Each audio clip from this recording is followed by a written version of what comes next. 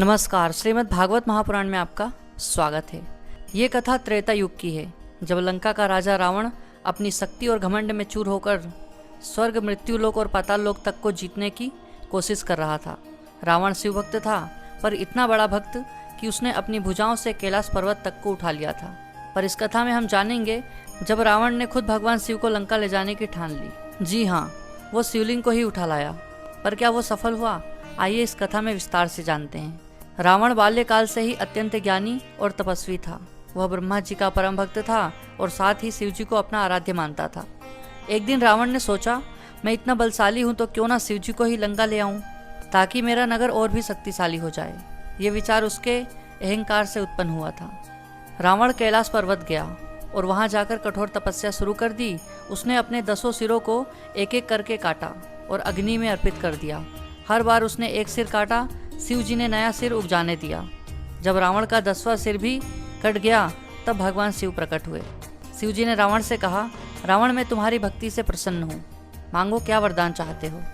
रावण ने हाथ जोड़कर कहा, हे प्रभु, कृपया मेरे साथ लंका चलिए। वहाँ आपकी पूजा में कोई विघ्न नहीं होगा।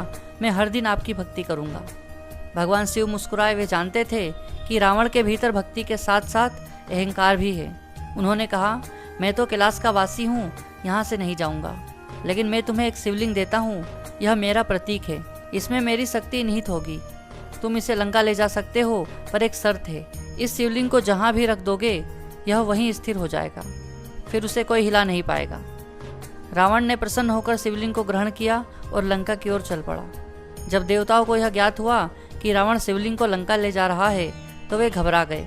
यदि रावण लंका में शिवलिंग स्थापित कर देगा तो वह अजय हो जाएगा। तब सभी देवता भगवान विष्णु के पास पहुँचे। विष्णु जी ने मुस्कुराकर कहा, चिंता मत करो, इसका उपाय निकल जाएगा। उन्होंने गणेश जी को बुलाया और उन्हें एक योजना बताई। गणेश जी एक छोटे बालक के रूप में रावण के मार्ग में गए। जब रावण दक्षिण भारत के क्षेत्र के निकट पहुंचा तो उसने देखा कि उसे लघु शंका लगी है। अब वह शिवलिंग को भूमि पर नहीं रख सकता। तभी उसने एक बालक को देखा, वो गणेश जी ही थे। रावण ने कहा, बालक, इस शिवलिंग को थोड़ी देर के लिए पकड़े रहो, मैं जल्द लौटता हूँ, ध्यान रखना इसे जमीन पर मत रखना। गणेश जी बोले, ठीक है, पर मैं ज़्यादा देर इंतजार नहीं कर पाऊंगा। रावण जैसे ही गया, गणेश जी ने शिवलिंग को जमीन पर रख दिया। शिवलिंग तुरंत भूमि में समा गया और स्थिर हो गया। जब रावण लौटा, उसने देखा कि शिवलिंग भूमि में गड़ा हुआ है।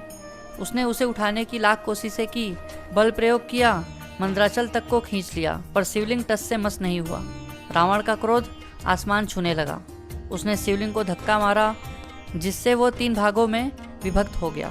इस स्थान को आज हम गोकर्ण के नाम से जानते हैं और वहाँ जो शिवलिंग है उसे महाबलेश्वर कहा जाता है।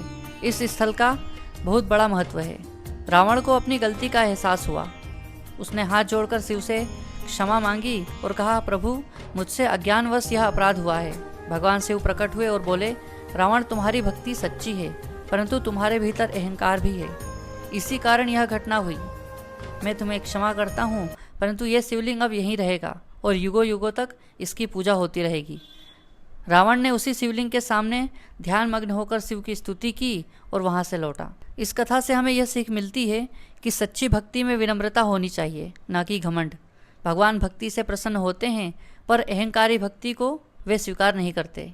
रावण शिव भक्त था, पर उसका घमंड ही उसके पतन का कारण बना। अगर आपको यह वीडियो अच्छा लगा हो तो वीडियो को लाइक करें और चैनल को सब्सक्राइब करें। धन्यवाद।